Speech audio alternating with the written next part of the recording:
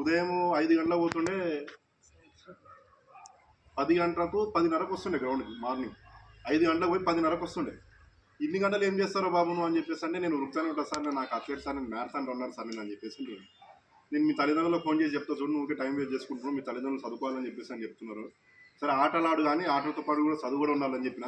ఈయన ఎక్కువ ఆటనే నమ్ముకున్నాడు, ఎక్కువ పరుగునే నమ్ముకున్నాడు. కాబట్టి ఆ యొక్క అగ్నివీరుకు సెలెక్ట్ కావడం జరిగింది. చాలా అతి త్వరలో, అతి చిన్న వయసులోనే సెలెక్ట్ అయినాడు. దేశ సేవ కోసం పోతున్నాడు ఆయన. మన హాస్టల్ తరఫు నుంచి అగ్నివీరు సెలెక్ట్ అయినాడు.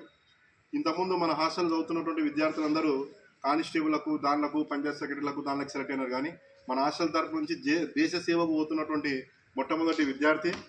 అందుకని మేము చాలా సంతోషపడుతున్నాం. Congratulations once again.